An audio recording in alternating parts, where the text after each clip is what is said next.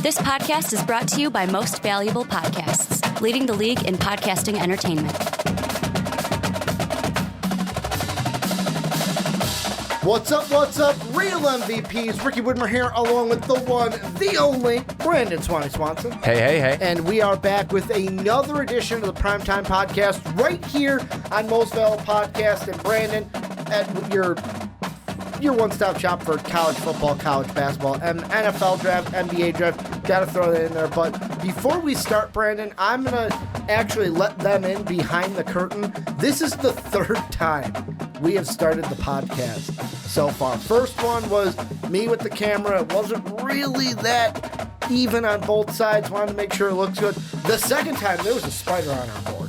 And we had to take care, I'm going to air quote, take care of that. So if you know what I mean. The spider is no longer with us. If you're a spider lover, I'm sorry, but he was kind of in my territory, and this is my domain up in here. So third time we're starting this one.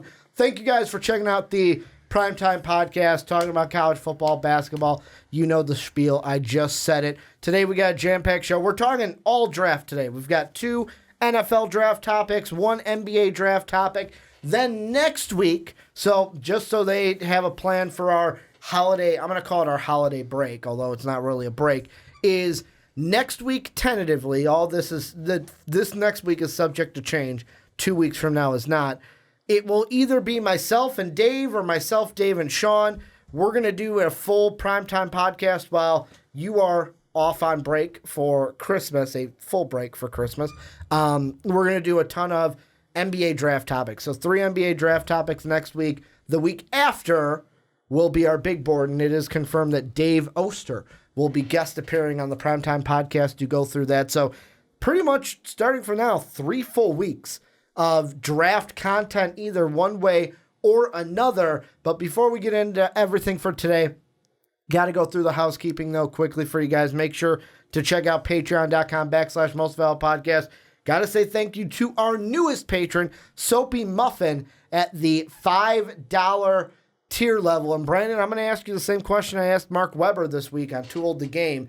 How much money would it take you if health ramifications had nothing to do with it? How much money would it take you to eat a blueberry muffin or your favorite muffin doused in Dawn soap, a soapy muffin?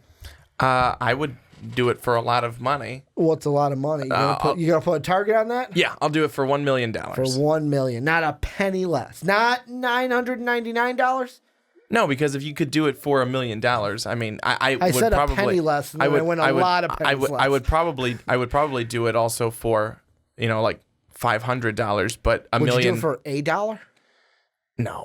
No, it's not enough. $1.75. Got to get yourself a water from at least the water from the pop machines here. No, I mean if you can go as high as you possibly can. I mean I could say more. Obviously, there's more than $1 million, but $1 million that'd be outstanding. That's a good price for you. But Thank you to Soapy Muffin for supporting us on Patreon, as well as all of our patrons who support us at patreon.com/mostvaluablepodcast. You can also support us by going down below in the description. We're selling MVP t-shirts. You can buy it there. You can get it at mostvaluablepodcast.com. You can catch MVP each and every day. And then last but not, please make sure to go on to iTunes and Apple Podcasts. Give us a rate. Give us a review. And Brandon, as I always do, got to check first off, I got to do not disturb my phone. So it doesn't make a vibbing noise during the podcast. But number 2, got to go to the Primetime Podcast. And is it Tutu Boyvier? Is he still? Yep, Tutu Boyvier still the most recent spot, giving us that 5-star rating.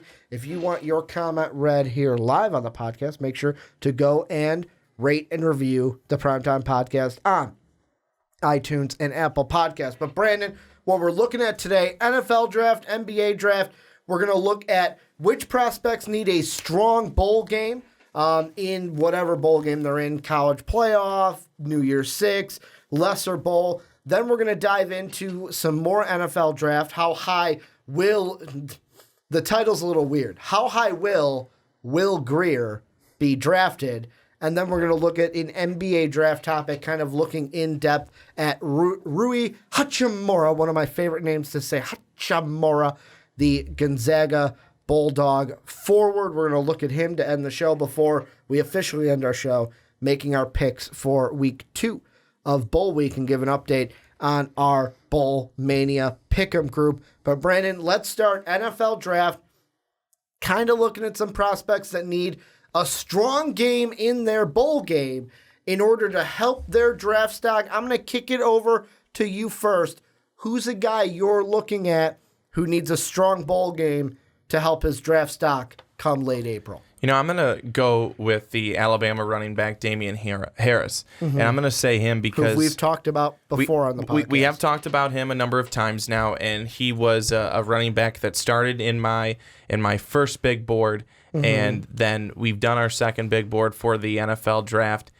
He was not in it, I don't believe. Or if he was towards the bottom. I cannot remember. But I can tell you that his last couple of performances to end the season, from November 10th to the Georgia game, 14 carries for 53 yards and a touchdown against Mississippi State, 7 carries for 83 yards against the Citadel, 9 carries for 41 yards against Auburn, and then against Georgia, 9 carries for 52 yards.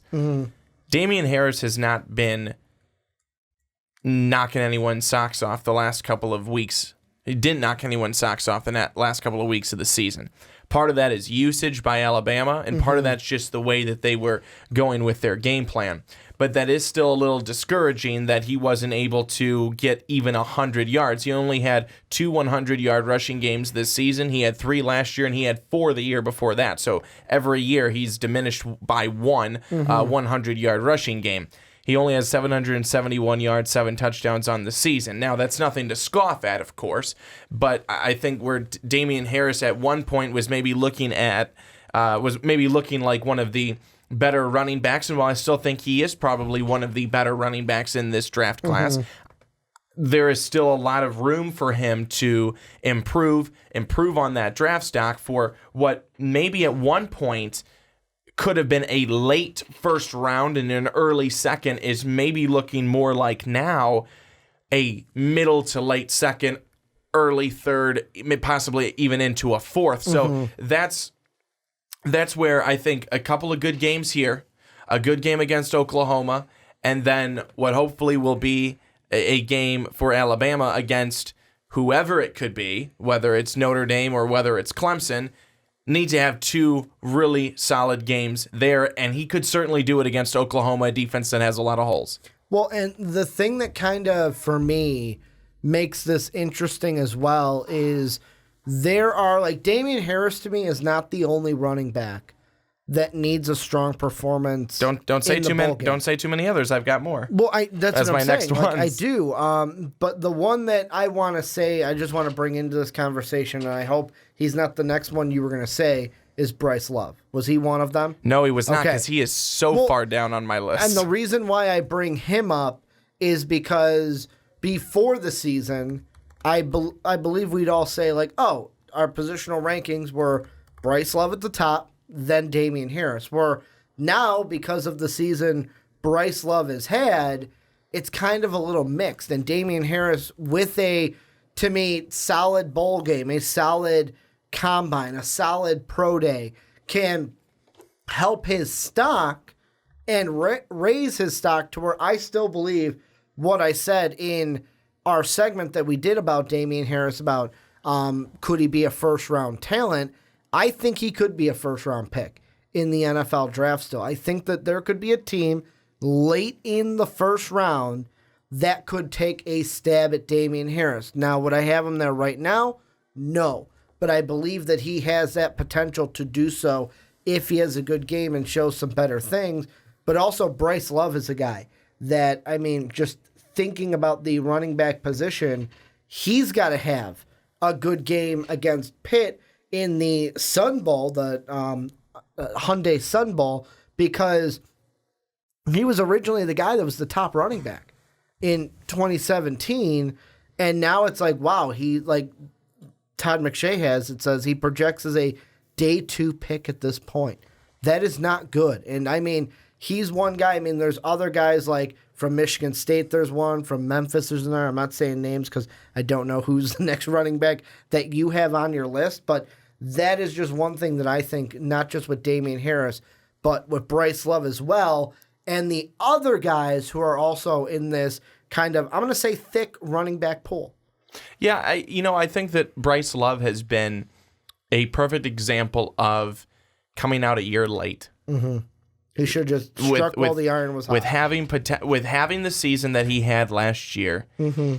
and of course for anyone who is who's in the media or who is some sort of personality on a podcast talking about this, which you and I are, we are so we can be so talking out of both sides of our mouth. Mm-hmm. Oh, well, he had a great season, but if he comes out too early, will he be seen? He should go back. Now the season goes poorly for him, and we say, well, he should have come out earlier. Hindsight's always 20/20. The player doesn't win, obviously, in those situations. It's kind of like Colin Cowherd, where it was like, Dave was actually telling me this, where it was like, coming into the draft, it's like, Sam Darnold, he's so great. This is why he's good. And now that Sam Darnold hasn't been good, Cowherd will be like, I warned you. I told you what to expect. It's like, no, dude, you hyped him up. You didn't bash him. Now you're doing this trying to make you seem like you're right. I'm just hoping I don't sound like that when it comes to Bryce Love. I just think with Bryce Love, we loved him last year. No pun intended. We really liked what he did last season. He was doing it just seemed like every single game he did everything right. Especially after they had Christian McCaffrey. Yeah. So they went from McCaffrey to Bryce Love. And I think people probably got excited that Bryce Love was going to be the next Christian McCaffrey type of player who would be coming out from Stanford, who would be, a guy so incredibly talented, going to a team, being a difference maker in the running game, being able to be more utilized and better utilized in the pass game, where he would be able to work on that and grow as a pass-catching back. This season was just such a step backwards for him. Injuries plagued him, bad games, poor performances, just not the guy that we saw a season ago. And that's where this is not going to define who he ends up being in the NFL. It doesn't have to, at least. He's going to have a really good combine. He's going to have a lot of good meetings with teams leading up to that, proving that he is the guy from last season, not this year. And then it won't necessarily matter. He'll end up being could end up being a gem for a team in the middle rounds, but right now he is not going to be a guy who goes probably in day one, certainly not in round one, like what he could have last year. Well, and just to kind of move on, I'm going to go from offense to defense now. And the guy that I think needs to have a strong bowl game is Devin Bush, the linebacker from Michigan, because depending on how you see it, and I kind of did a little bit of a 180 in my mock draft to our last big board, because our last big board, I had Devin White way up at number 4, and then I had Devin Bush at 14. But when it came to our mock draft, I had Devin Bush at 10 and Devin White at 11. So kind of a little bit of a 180, who those two every day are kind of interchangeable in my mind. But point is, he's a guy that could be a 3-down linebacker and a top 20 pick in the NFL draft. I just think that he needs to show against good competition in Florida. Like, I know Michigan has played good competition with Ohio State, Penn State, but like, this is like you're getting an SEC type offense, although Florida, one of the weakest things is quarterback. They don't really have a great quarterback on that staff, so the offense takes kind of a hit because of that. But for me, the thing that I think that he needs to show is one of the biggest weaknesses that we've had for him right now is that he's undersized. And it's like he's not going to bulk up from now to the bowl game, but I want to see what you can do against a team that comes from the conference where when we talk about SEC teams, it's like we're talking about men among boys. We are talking about men most of the time because the SEC teams are just bigger, faster, and stronger than most of their competition that comes outside of the SEC. And Devin Bush, if he has a strong game against Florida, I think that could kind of dampen some of those questions about him being undersized, can show what he can do, especially if he shows how he can play sideline to sideline at the next level. That could be one where he could be, he's a 3-down back top 20 pick to maybe top 15, top 10 kind of a pick. But it's got to start right now with a good game against Florida in the Chick-fil-A Peach Bowl. I think that he will definitely be able to have people look away from the fact that he's undersized if he continues to do what he does well, and that's be able to shoot the gap and use his speed effectively. That's what he's going to be successful at.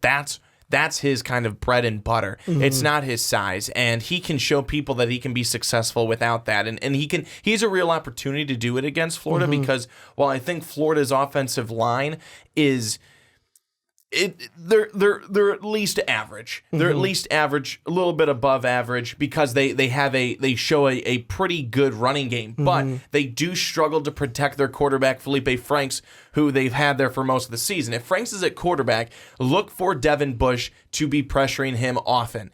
Felipe Franks is not that good of a quarterback. He is slow in his reads. He takes a lot of time, and he is forced into some bad decisions, and he has been for the last couple of years now with Florida, which is why he's been a hindrance while the rest of the Florida offense has been fairly good. Florida's defense has been their number one spot, has been for a while now. Their offense, minus their running game, which I think is pretty effective, has been kind of a low point for them. But Bush, if he is going to continue to be as quick as he is off the line and shoot the gap, there are not going to be too many offensive linemen that are going to be able to stop him. That's going to be where he needs to be at his very best in the Florida game to show, hey guys, doesn't matter that I might be a little smaller. What matters is that I can get to the quarterback. Well, and for me, the big thing is just that, where one of the things that I was reading what Todd McShay had earlier today, and he mentioned how with the undersized also that he gets overwhelmed at times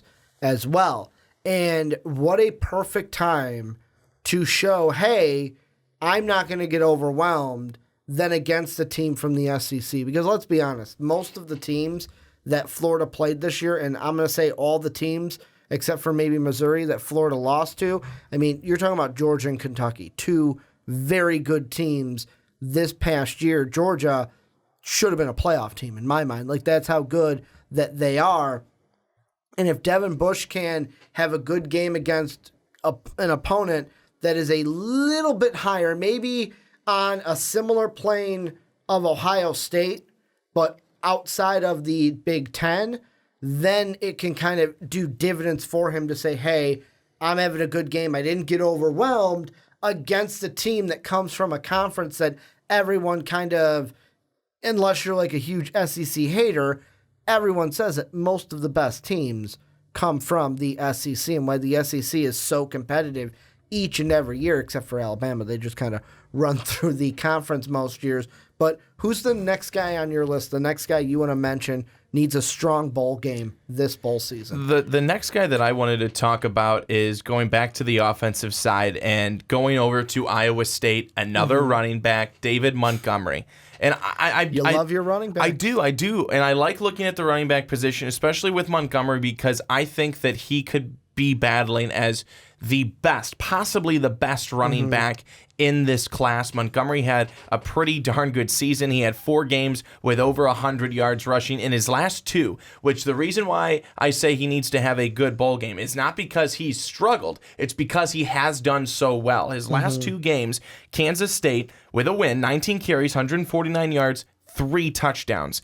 Drake, win, 33 carries, 145 yards, 2 touchdowns. This guy is not really a receiving back. That may be something that is a hindrance when you go to the NFL, because it's getting to the point where guys need to be like a Todd Gurley. Guys need to be like a Lev Bell, where they're a great running back, but they're also a great receiving threat out of the backfield if need be.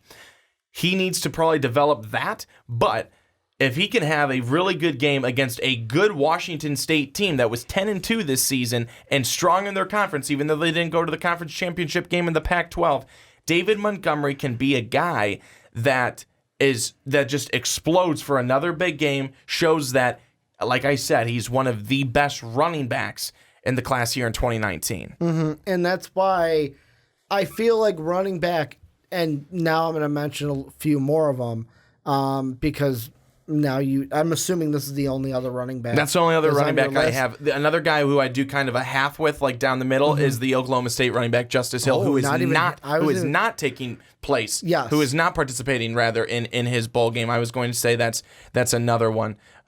The two that I was thinking of, but I didn't say him because he wasn't going to play. Yeah, the two that I was going to say that are playing in their bowl game is one of them's LJ Scott, the running back from Michigan State. Like, if he plays well in that one, I don't think it's not a Bryce Love, Damian Harris situation where, if he plays well enough, he could be a first-round running back. But I feel like there's a possibility that with LJ Scott, it's, hey, I'm going to come out. He's declared for the draft. He's expected to play in the Red Box Bowl against Oregon. And he's a guy that could, to me, maybe change it up. Where right now we see him as a day 3 pick. We see him as that 4 through 7. If he has a good game, this could then project him and kind of help the kind of rise to where he can play himself into day 2, which you might not think that is significant enough, but for some of these prospects it is, because the higher you draft, the higher money you get and how it's scaled out, and he could become a day 2 prospect if he has a strong game, because he's a guy he's been MSU's leading rusher for each of the last 3 seasons for them. And he can be a guy that, if drafted to the right team, could produce in the run game. So I just want to go to an article by Chris Traposo of CBS.com, and he had an early thing. This was back at October 16th, so way back when the season was just kind of getting underway. Yeah. He had an article, and it was titled NFL Draft 2019, David Montgomery capable of Saquon Barkley-like runs and a James Conner floor. And I want to point out a couple of things in the article. Last season, a year ago, per Pro Football Focus, Montgomery averaged over 3 yards after contact, per rush, and forced an eye-popping 86 missed tackles on rushing attempts, and set a Pro Football Focus record with 109 total broken tackles, and that's counting receptions. So that's those are in the words of Chris Traposo. But I am taking this article because of the fact that this is where David Montgomery could be. I am certainly not saying that he's going to be like what Saquon Barkley has been, because Saquon Barkley has been very special. There are only a certain amount of guys that come into the league and are that special. There are guys who can come in and be good, but not many guys come in and are as great as Saquon Barkley is, and as soon as he's been good. And then you look at James Conner, the other guy mentioned, the one that I like, and it's that name. That James Conner is the floor. Look at what James Conner has done. No one knew about James Conner before he came in for Le'Veon Bell. Now everyone knows about James Conner, and he has been such a huge player for Pittsburgh for them to be where even they are now. Let's be completely honest. I wouldn't say that nobody knew who James Conner was. They did in his name, but they didn't know his play was this good. Well, I was going to say, if you knew who James Conner was beforehand, you knew him as the college running back who beat cancer. Like, that's what his name was known for. Was he a good college back? Yeah, but like most of the general population knew him as the college running back who beat cancer. Yes, absolutely. And the thing I like about you throwing out that name or bringing up that name from the article is James Conner's situation was so different. Because he had the background that he did, he wasn't a guy that was going to go day 1 or in the 2nd round. He went late day 2 into the 3rd round with the Pittsburgh Steelers.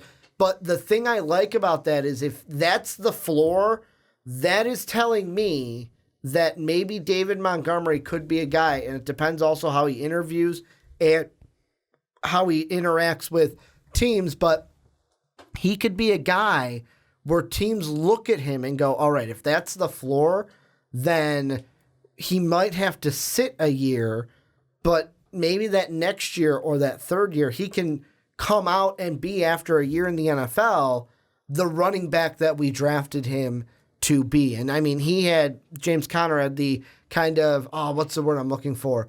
The privilege, I'm going to say, to sit behind Le'Veon Bell. And I'm not saying that in the sense of like, oh, he learned so much from Le'Veon. I'm just saying like he didn't have to get thrown into the fire as a rookie. He could sit back, do limited reps in games because Le'Veon was the bell cow and Le'Veon was handed off the ball the most on that Steeler team. And then now without Le'Veon, he's kind of stepped up into that role that we did not expect him to kind of fit. One more guy I want to throw out before I have a special question for you. You always do.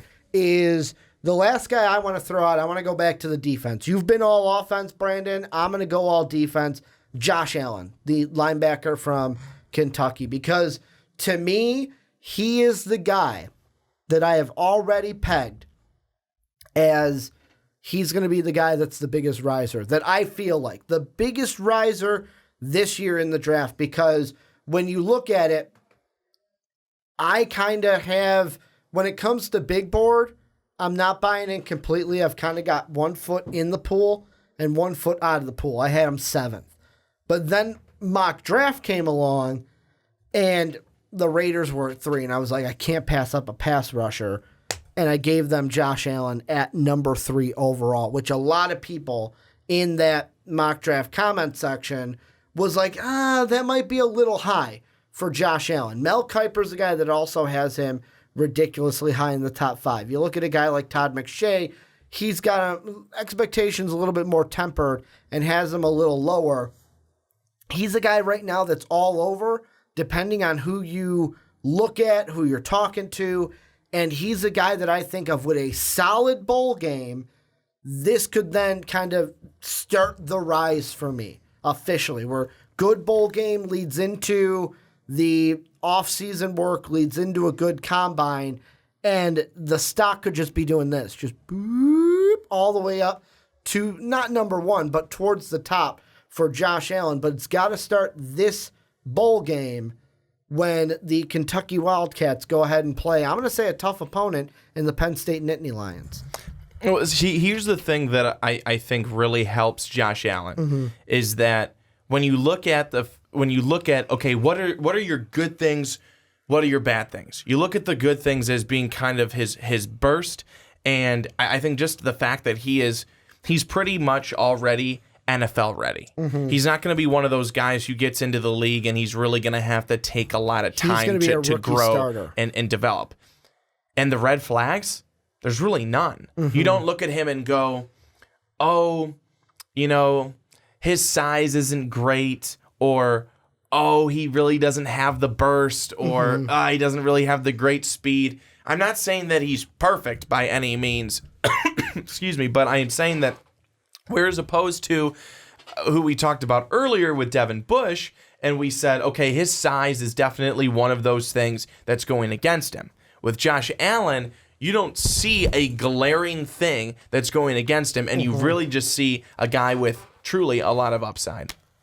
I'm surprised you didn't bring up. What's that? Your boy from Buffalo, the wide receiver you like to always talk about, Anthony Johnson. No, I know. I mean, you taking a hard pass from Buffalo because they've spurred you in the picks a little bit. No, I really wanted to talk about both of those running backs because when you come into the NFL, and I guess I feel like running backs are such a commodity. They are such a commodity, and everyone these days.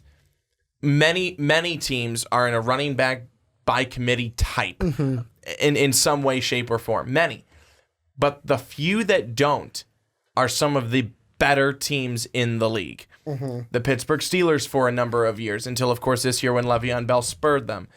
Le'Veon Bell, guy who really didn't have another guy coming in on third downs. It was Le'Veon Bell. Or take a look at the Los Angeles Chargers for the most part. Melvin Gordon.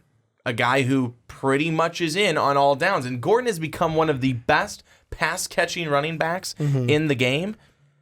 I mean, he's doing it all for the Chargers. So that's Todd Gurley until recently. and Todd Gurley as well. So you look at those running backs who kind of do it all for their teams. And Saquon Barkley would be the lone exception. He's just coming into the league. Giants are awful. They have a lot of other problems. But those other three teams, some of the best teams in the league, and in the Pittsburgh Steelers, they're still up in their division. They're still a good team.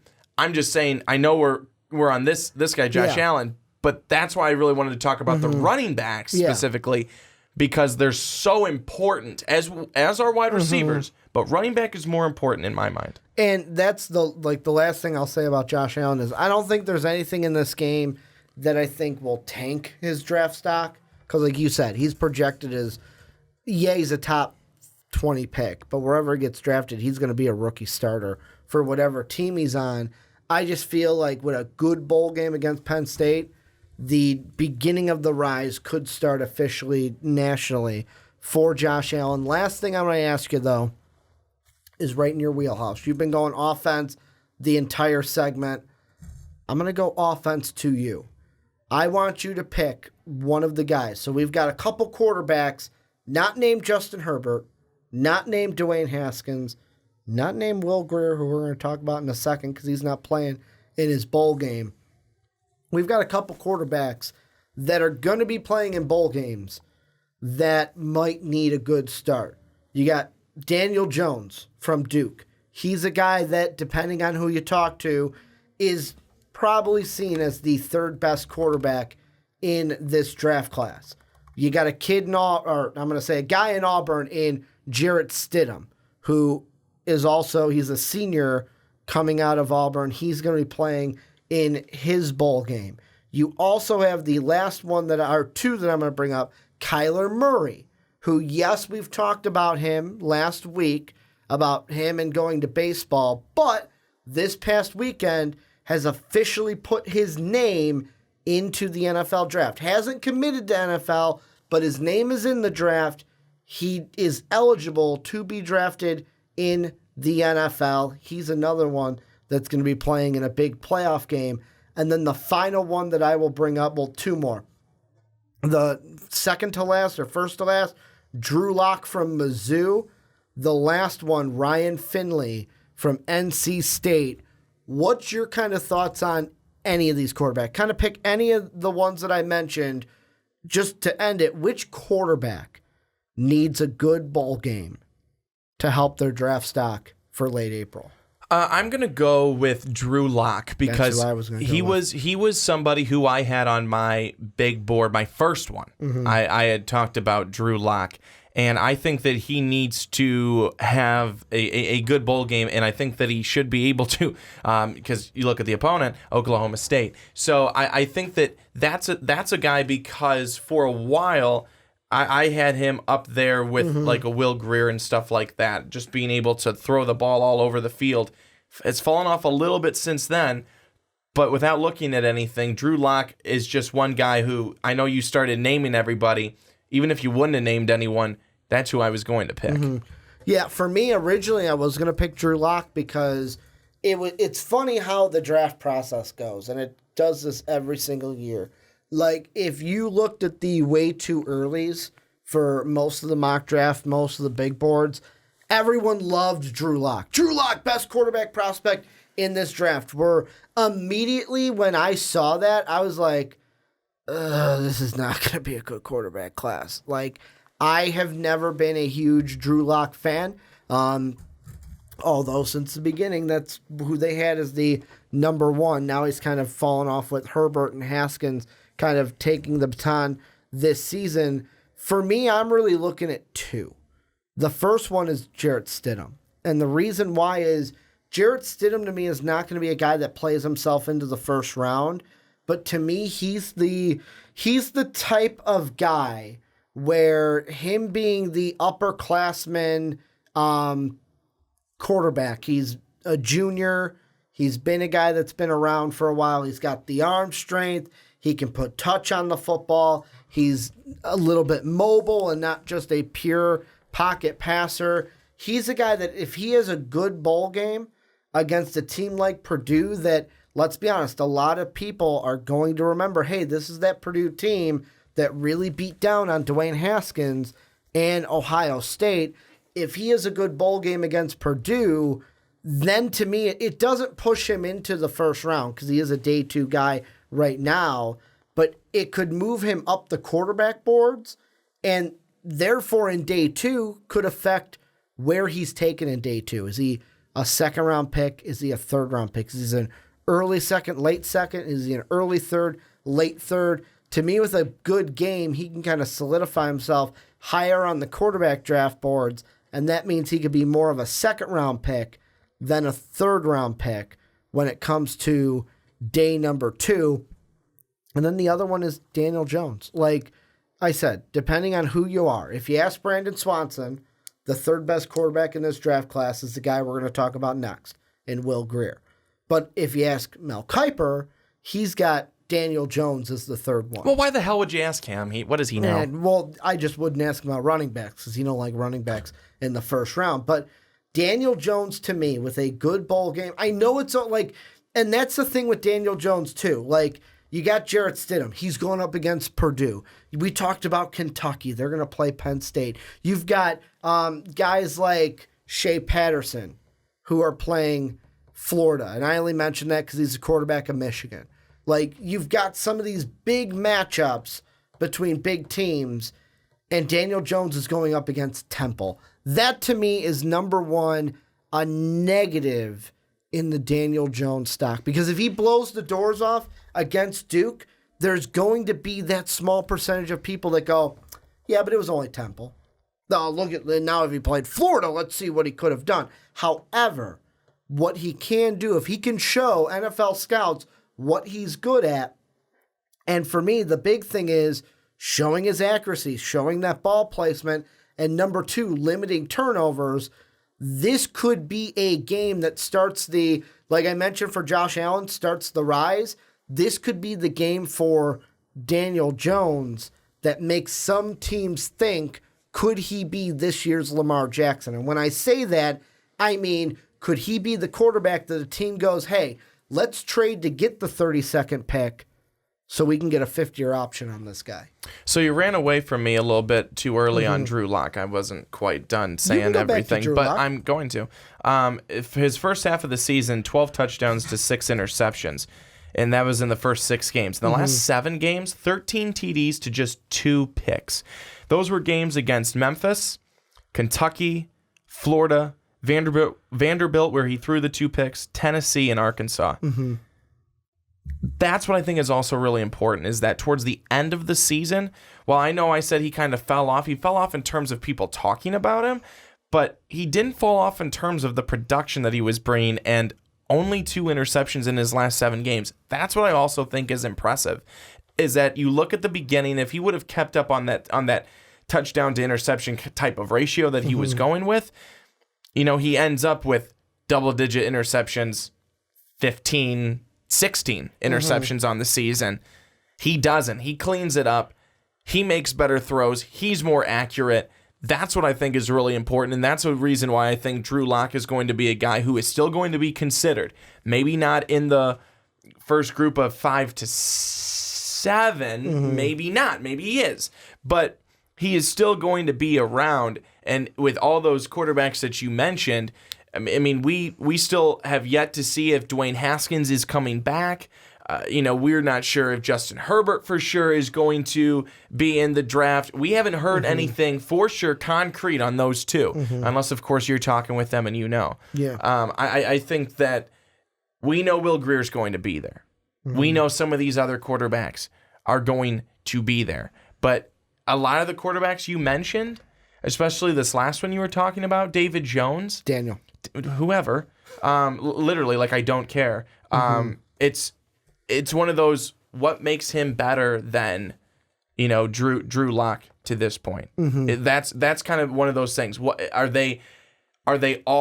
any of them all that great that set themselves out so far apart from the rest of them? Probably not in that group. But I think that when you get, and me personally, when you get to the Will Griers or the Haskins or the Herberts, that's where you start to see, okay, these guys are setting themselves apart a little bit from the rest of the crowd. And just to solidify also, Daniel Jones is a guy, he hasn't said yes or no either. He's an underclassman, so he's got one more year of eligibility. He has not officially declared for the draft. So Justin Herbert, and I'm just looking at Mel Kiper's for the sake of argument. Number 1 is Justin Herbert, hasn't said yes or no. Daniel Jones is number 2, hasn't said yes or no. Will Grier at number 3, he's the first one said yeah. that is yes, and he is not playing in their bowl game, had that nice tweet for the fans. Dwayne Haskins, still don't know. Drew Lock, we know. So right now, our top 2, according to guys we know for sure, Will Grier, Drew Lock. The 3rd would be Ryan Finley. The 4th would be Gardner Minshew from Washington State. Like, those are the only ones we know for sure right now, because they're not upperclassmen, would be coming out. The quick question for you, Ricky, is if, let's say, West Virginia was in the playoff, do you think that Will Grier is still saying he's not playing? Yes. No, he would play. If they were in the playoff, he would play. He would play. I don't agree with Gundy at Oklahoma State. I don't think we will ever get to a point. Because I know that's what we talked about. Yeah, I don't think we'll get there. I don't think we will get to a player that, hey, I'm going to be the number 1 pick in the draft. I'm not going to play for a championship. Like, there's a stigmatism or a stigma with the word championship that just makes the human spirit just go, yeah, I want that. I want that. I don't know why I want it, but I want it. I want to be the best, like no one ever was. Pokemon. That's what we want. We got to catch them all. That's exactly what I think, and why I don't think anyone will skip a playoff game. No one will skip a championship game just because they are in the draft. Any final thoughts on anybody in bowl games before we move on into Will Grier? Nope. Well, this is where you guys come in. Let us know what you think down below in that comment section. Who are guys that you're looking at who need strong bowl games to help their draft stock? Let us know about any of the guys we mentioned in this segment down below in the comment section.